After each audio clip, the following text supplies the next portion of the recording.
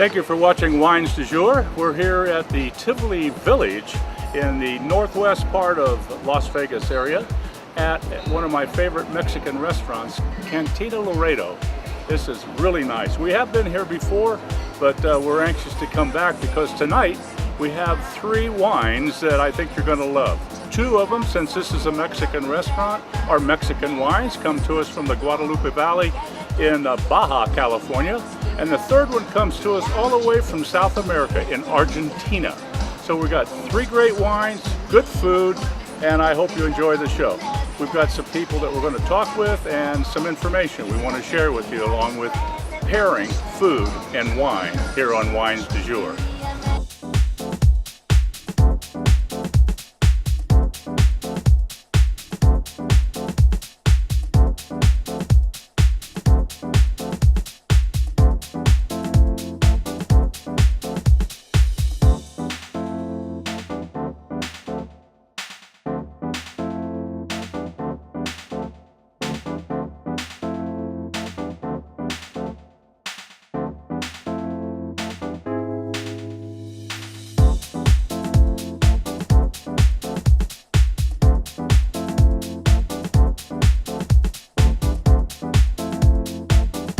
Switch to DirecTV today and get a free upgrade to the all-new Genie, our most advanced HD DVR ever. Genie serves your entire home with just 1 receiver, allows you to record any 5 shows at once, and gives you up to 3 times more HD recording capacity than cable. Order now and lock in your savings for 2 years. Other packages start at just $29.99 a month. So get all your TV wishes granted. Switch to DirecTV and get your free upgrade to Genie today. Welcome to Wines du Jour. Thank you very much for watching. We're here every week to tell you a little bit about food, about wine, and about pairing. And tonight we're at a location in the Las Vegas area called Tivoli Gardens. It's a brand new shopping mall that's really very popular already by the people that live here. And in that mall is my favorite restaurant when it comes to Mexican food, and that is Cantina Laredo. Cantina Laredo is a chain, which we'll find out a little bit more about in a few minutes, but it's also authentic Mexican food. Oh sure, they do have tacos, yes, they have enchiladas, but they also have other food that is more apt to what is in Mexico. And speaking of Mexico, if you have a chance to go to Mexico, we suggest you go to Baja, California. One of the reasons, well, tonight, 2 of the 3 wines that we're going to feature are from Baja, California. Santos Tomas is the name of the winery, and we have a white and a red. They call, the Mexicans call white blanco, and they call red red. So that's what we're going to have tonight to go with some food. So let me do this. Let me introduce you to the general manager proprietor here at the restaurant. He's a great guy. He's been on several different restaurants that they have in the chain, and when they got ready to open in Las Vegas, they said, we want you to open it. And guess what? He not only did that, he's made it probably the #1 restaurant in the whole chain. So he's doing really good. His name is Mark Wilson. Tell us a little bit about Cantina Laredo, the chain, and how that works. Certainly. The chain's based out of Dallas, and they have about 30 plus locations. We've opened up Las Vegas. They're opening more up this year. Continue to open up. There's one in Chicago and Syracuse and several in Dallas and Texas area, the Midwest, and up to Florida. So doing a great job building our brand and continue to grow, and should see more online this year. Now, you also have a very nice wine list. For a Mexican restaurant, you have kind of an extensive wine list. Who prepares that? Do you have a total say for? Does Dallas take care of it and say, here's what I want you to carry, or is it a combination? It's a little bit of a combination. It's mostly Dallas. These are the core that we have in all of our stores. And then we can work with the local wineries that are in our area and see something we want to feature from that and try to present them with our food. Okay, that's great. Well, Wines du Jour has been around we're getting ready to celebrate 12 years here shortly, so that's a good thing. But in addition to that, tonight we're doing something that the chef has put together for food, and it's just simply called grilled shrimp with a little mango apricot mole. Looks pretty good. I think before we taste that, we should taste a little wine. And the wine is Mission 10 Blanco. Now, Blanco, of course, as I said a little while ago, is white. That's what it means. So we'll take a little white wine, we'll pour a little of it, a little bit for you. Thank you. And a little bit for me. and I think we'll find that this is pretty tasty. Now, you'll notice that this is kind of a pale yellow color, which is a little bit unique for a Blanco. Most Blancos are more on the white side. This more or less looks like Chardonnay, but obviously it is a combination of. This is not only a little yellow, but the nose, kind of fruity, nice, but it has a little guave note to it, and also a typical floral note. And most white wines do have a floral note. So, as I say most every week, when you're tasting wine for the first time, whether it's at home or at a party or at a restaurant, I'd like to see you swirl it in the glass for about 10 seconds and then stick your nose in it. Take a whiff, and then take a nice little taste. Now, when you're tasting wine for the first time every day, you want to kind of ignore the first taste, because what it's done is when you put it in your mouth and kind of wallow it around like mouthwash and swallow it, let's just say you're sanitizing your mouth. I'm not being nasty in any way, but it's the next taste that's going to tell you what this wine tastes like. Ah, this has got some pretty good stuff. Now, let's do this. Let's take this beautiful shrimp dish and let's just take a little bite of this. This is pretty neat with the mango and apricot. That's kind of a unique, very Mexican type of a combination. It's not something that you see in New England, that's for sure, or in the Cajun country. But the mango and the apricot together make up this little mole and put it with the shrimp. I think it's going to taste pretty good. And it looks great. It's got salt and pepper on it for sure.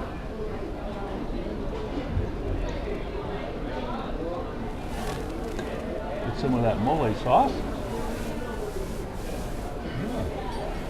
Very good. Now let's taste a little bit with the wine. Yeah, Mark, you go ahead. Taste it as well. That's a good thing. Now the shrimp is not overcooked, which is something that most people do because they don't know any better, not being negative, but you can overcook shrimp just like that. And overcooked shrimp is kind of chewy and rubbery. And undercooked shrimp, if you have a choice, you have to have one or the other. Undercooked would be my choice.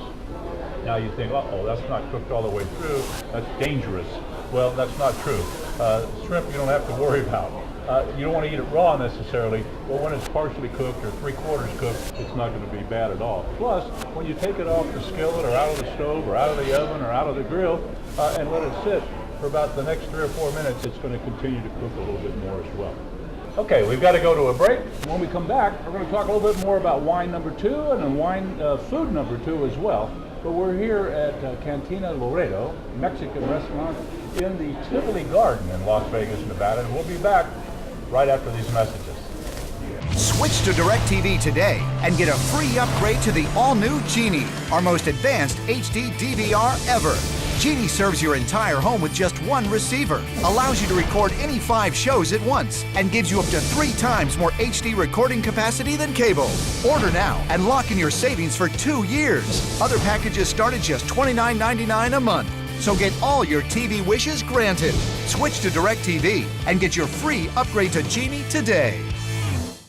Welcome back to Wines du Jour. Thank you for watching. And hey, we are here at Cantina Laredo, my favorite Mexican restaurant in the Las Vegas area for sure. It's a chain, as the general manager who's sitting next to me and proprietor of this restaurant has told us they have 34 restaurants around the country. Several of them are in Texas. Well, I have to tell you, if you stop and think about it, in Texas, if you're going to open a Mexican restaurant, you better have something going for you because, first of all, there's an awful lot of them already there, and there's a whole lot of people from Mexico that live in Texas, and they know good food when they taste it. If you're going to call it Mexican food, it better taste like Mexican food. Definitely. Is that true? It's definitely true. If you went to, and I'm not bad-mouthing anybody, if you went to Wisconsin and put a Mexican restaurant, half the people there probably never even heard of Mexican food, if you know what I mean. But down in Texas, that's a different story. So to be able to have several restaurants in Texas and then take them and spread them all over the country, that's a good thing. Speaking of spread, here's what the chef has done with food number 2. This is roasted pork that he's done. Everybody's familiar with pork, and you can roast it, slow roast it for a long period of time is what we like to do, which is what has been done here. And then he's taken a little goat cheese. How bad can that possibly be? And he's made a little salsa to add to the goat cheese with cranberries. So we have a cranberry salsa with goat cheese and this roasted pork on flatbreads. Now that's going to go with this wine. This is Mission 10 red wine. Now I happen to know this particular red wine has two different varietals blended together. It has Tempranillo. Everybody knows, I think, that if you know about Tempranillo, you know it comes from Spain.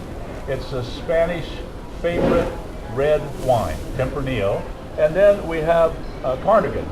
Carnigan is a varietal. It's a red grape, and it's used as a blending grape for a lot of different wines. So what we have here is great Tempranillo, which goes really well with all kinds of foods, especially red meats, if you will. And so here we've taken the roasted pork along with the cranberries and the goat cheese.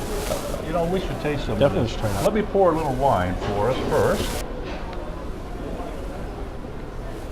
See the beautiful red color? I think that's nice. That's beautiful. All right. And then of course what we're going to do, like we do with all wines, is we're going to swirl it a little bit so that we can get all the juices, if you will, up the side of the glass so that when we put our nose in it, we'll be able to smell something. You know, if you don't swirl it and smell it, it's just like smelling a glass of water. It doesn't really mean much. So this way it works well. I love the deep red color that it has. It has a lot of plum, a lot of what we would call fruit forward. This would go really well with not only red meat, but here's meat that is, you know, pork is considered the other white meat, so we're not being contradictory, but this pork is red meat, and I have to tell you, I know without even tasting it, this and this are going to go really well together. You think so? Great selection, I think. For Let me this. taste this first.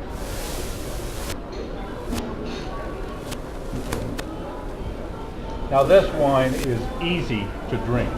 This has a nice, what we call a long, lingering finish. In other words, when you swallow it, you can continue tasting it. Yes, Agree? it's always. And I think you'll find that it's easy on the palate, if you will.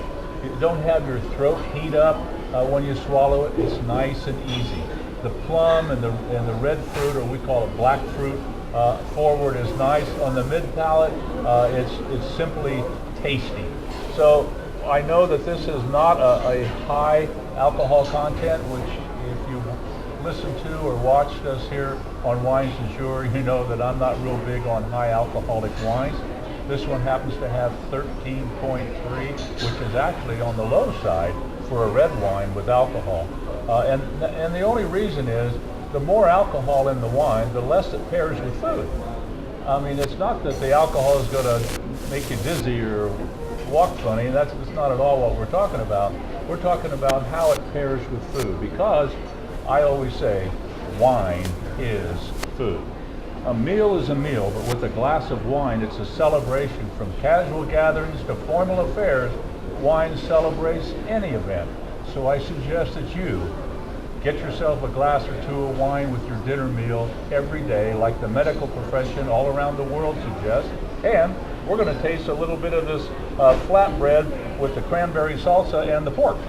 I guess we just break off Just break a piece. pizza, What do you yes. think?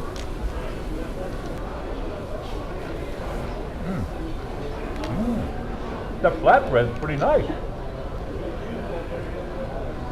Yep, I knew it was going to pair well. It really does have a nice flavor and taste to it.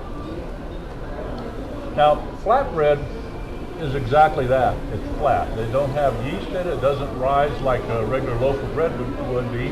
But the taste is actually flat. I mean, it doesn't have an enormous amount of this or that. There's not any type of seeds or any type of onion or anything else mixed in with it for flavor. It's just simply flat. And what that means is it'll go with darn near everything. So you can put peanut butter and jelly on it, and it would be tasty. But when you go to a cranberry salsa, and if you haven't tried something like cranberry salsa, that sounds a little bit strange to you. If you make sauces at home, you probably use tomatoes and onions and garlic, You could also add some cranberries. Now you can buy dried cranberry and cut them up, toss that in with your tomatoes and so on. That would be fine, not a problem. Or you can go ahead and just use some cranberries, fresh cranberries, cook them for about 10 or 12 minutes on the stove, let them cool, crush them a little bit, and make a salsa out of that. That would be very, very tasty. And it's something now you know it goes with pork. It also goes with some kinds of fish. Now when I say some kinds, it would go definitely well with something like salmon. It would go very well with tuna. It would go very well with trout. So other types of fish, tilapia, it would go very well with that as well. So all I'm saying is it's versatile. So you make one thing, you can use it in different ways, and that's what cooking is all about.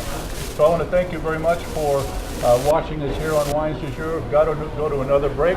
We're here at Cantina Laredo in Tivoli Village in Las Vegas. So don't go anywhere. We'll be back right after these messages. Switch to DirecTV today and get a free upgrade to the all-new Genie, our most advanced HD DVR ever. Genie serves your entire home with just one receiver, allows you to record any 5 shows at once, and gives you up to 3 times more HD recording capacity than cable. Order now and lock in your savings for 2 years. Other packages start at just $29.99 a month. So get all your TV wishes granted. Switch to DirecTV and get your free upgrade to Genie today. Welcome back to Wines du Jour.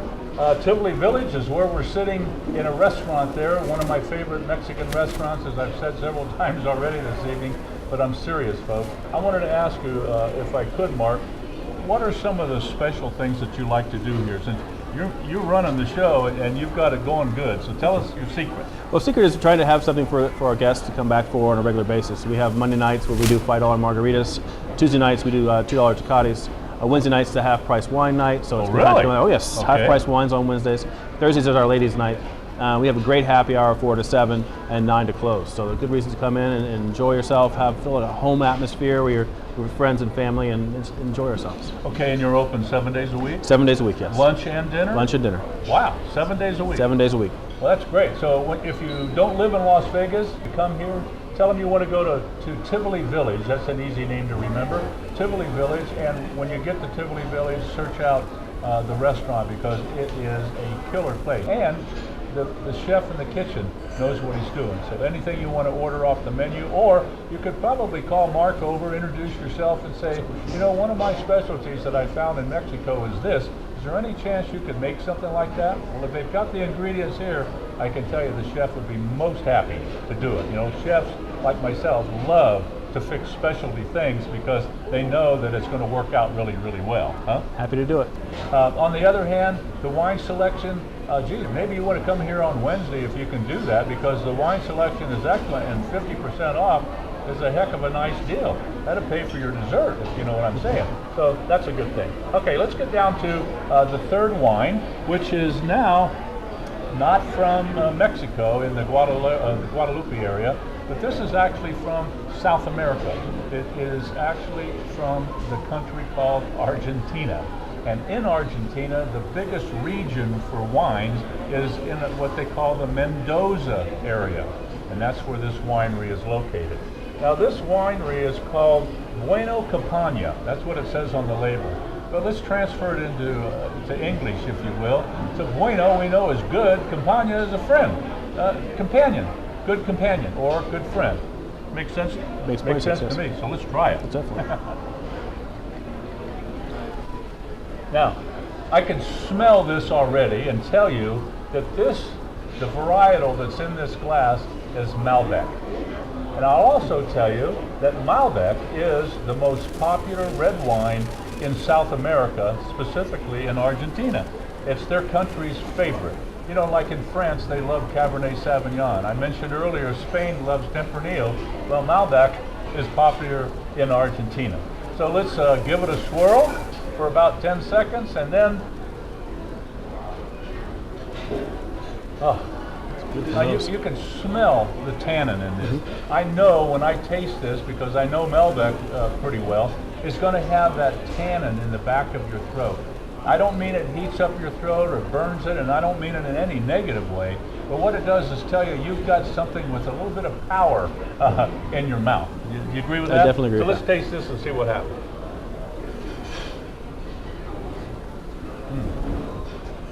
got a nice spiciness to it. It's really very tasty, got a beautiful dark red color. I love this. This retails for about $16, so you can buy it at your local retail store. If they don't have it, tell them to order it because it's available in America, even though it comes from South America. Now this has another long lingering finish like the second wine that we have, but this, you know, would be very good with barbecue. This would be good with lamb. This would be good with veal. This would be good, actually, believe it or not, this would go well with chicken. Now if you roast chicken or if you grill it and it gets that carcinogen on it, that flavor and taste and this will go very, very, very well together. So I think that's good. And you know what? This could even do a little bit of Italian. So if you had a red sauce on the pasta, that would work really well. So what's the chef done? The chef has gone to a lot of trouble. He's got chili crusted beef. That means that he's taken chilies and crusted the beef before he's roasted it, so it all roasts together and you get all that flavor together. And then Guajillo sauce, yes. Okay. Guajillo sauce is the sauce that he put together for it. He has some caramelized onions, and you know caramelized onions sounds exotic and hard to do. Let me just tell you in a short period of time here how you can caramelize onions at home. Get a skillet, slice some onion, peel it, slice it very thin, put a little bit of oil, like maybe extra virgin olive oil, maybe a couple tablespoons in a skillet, and put the onions in there on medium heat. And just forget about it. Come back in about 5 minutes and stir them around a little bit, and it's going to start to get color. If you have the temperature too high, like medium high or high, it's going to burn. You don't want to do that. So keep the temperature at medium. And then after you've let it caramelize, start to caramelize a little bit, take a little bit of brown sugar, like maybe 3 tablespoons, and put it right in there on top of the onion and stir it around. And then let it caramelize for another 10 minutes or 15 minutes until it gets the dark color that you like. And then just before you take it off, take a patty of butter, put it in there, turn the heat off, and just kind of stir it around. And I'm telling you, those caramelized onions will be outstanding. So the chef has done that, along with, he makes his mashed potatoes here with horseradish. I know, some people go, what? Horseradish? Yep, horseradish. You know what? The flavor of those potatoes are absolutely outstanding. So if you want to, and you buy horseradish in a jar, the next time you make mashed potatoes, when you drain the water out before you start mashing them, put about 2 tablespoons of horseradish in there with it, put a little bit of butter, mash it up a little bit, maybe add a little bit of warm cream to get the texture that you like, whip until it gets the texture that you like, and there you go, horseradish mashed potatoes. Or if you didn't want to do the horseradish, you could take garlic. Okay, you're going to make potatoes for 4, put the potatoes in the water, bring it up to a boil, add about 5 or 6 cloves of garlic into that water. Don't ever take them out. When the potatoes are cooked right, drain it, but leave the garlic in there, mash them, put the butter, put the cream or the milk, and you'll have garlic flavored mashed potatoes. That'll blow your socks off if you know what I'm saying. Well, we got to go to a break. I have to tell you, this is great wine. If you have an opportunity, take advantage of the wine event that they do on Wednesdays where they charge half price. That's a good thing. We've been at Cantina Laredo. We've been in that which is in Tivoli Garden, and more importantly, Mark Wilson is the proprietor and general manager. Make sure that if you come, say hi to them and tell them what's your special, because I know they've got specials going on every day. I want to thank you very much for watching Wine Tour, and until next time, see you down the road. Cheers.